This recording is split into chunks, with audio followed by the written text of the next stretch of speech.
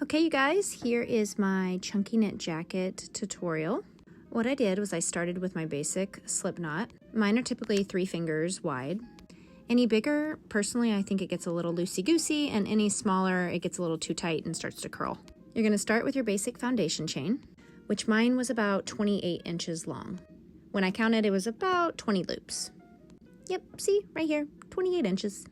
Okay, this next part of the video is where I am working with that foundation chain where I'm pulling through my first set of loops. I do this dragon bump technique. I have a video on it that I did just a few days ago that shows how to do this, but essentially I'm going through the center loop and pulling it towards me and then flipping it over, and it'll look something like this. At this point, I'll just continue pulling these little loops through like you would any blanket tutorial that you'd be doing. But I do want to add that I like to leave out the end stitch, so then I can pull it through once, pull it through twice, and then that will start my side braid on the jacket. And pulling it through twice like that is only done in the beginning. After that, then you'll just pull through that loop one time every time you get to the end of that row. Here's where I switched up and used some of the darker green. Okay, now this is when things start to get a little different. So these loops are 20 across. I need to make a little section for the neckline, see it there where it's braided. I will leave 8 loops undone. I will have 4 loops in the center that I'll end up doing the technique that you do when you finish a blanket, and then I'll have 8 loops again. So what that means, because that probably sounded confusing, is that to make the front of the jacket, I do 2 long panels. And I don't sew those on separately. I actually just continue on with the jacket portion like this, but I'm only doing 8 loops. I'm pulling through 8 loops and going back on itself, then going forward again. And you'll see here on the video, I'm just going back and forth on those 8 loops. And this essentially will make the front panel of the jacket, like on the left side or the right side, whatever side you're doing first.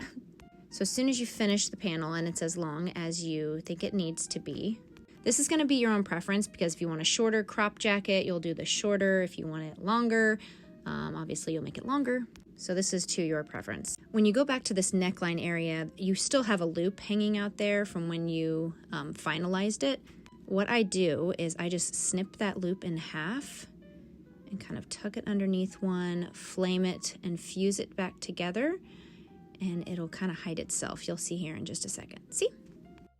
Okay, so you don't have working yarn to work with on this other side panel, so you're gonna make one.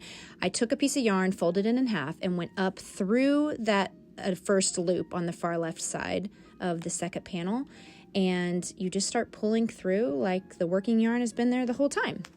That little piece of yarn that's hanging off that started our working yarn, you'll just tie that off or knot it off once you are farther along in the jacket. Essentially, you'll just keep doing this same motion of pulling the loops through, making sure they're all the same size until you get to the bottom. Then at the bottom, you'll just do the finishing braid like you would do on any blanket. I'll tie this off once I'm done. And at this point, we now have 2 panels. The neckline in the middle there has the finalized braid as well, and the other panel. This is what it looks like facing me. Okay, now we're going to pretty much sew these together, these two, the front flap to the back. I'm just going through an outside loop on the top and an outside loop on the bottom, and just taking it up as far as I want before my sleeve starts.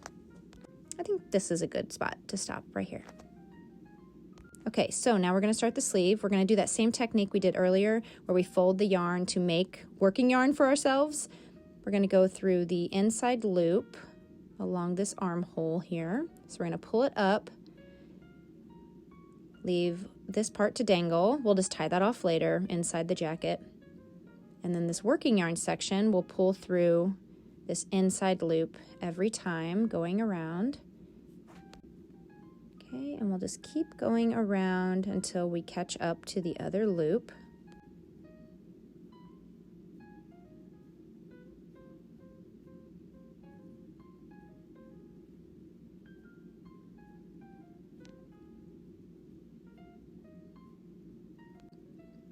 And then once you get caught up with that first loop, you'll just continue going around again and again and again till you're about this far along.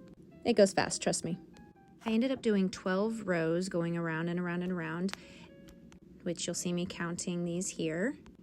And for the loops, I did 10 loops. I like to keep an even number because when we get ready to cinch them together, like I'm about to show you, you typically want an even number. So we're gonna make a small cuff, and by doing that, we'll take 2 loops, hold them together, and pull the working yarn through. We're gonna do it again. We have 2 loops. We're gonna sandwich them together, put the working yarn through, and pull up like we've been doing.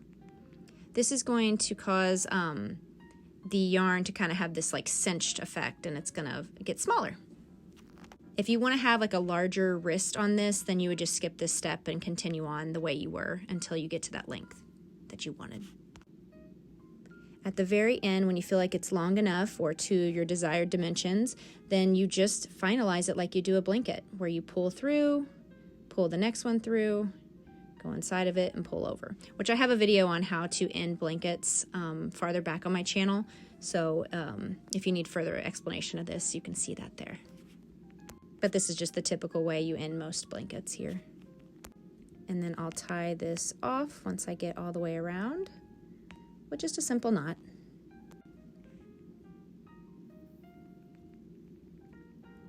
All right, so here it is. It is the perfect, soft, cozy, chunky knit jacket. I hope this tutorial made sense to you. If you have any questions, let me know.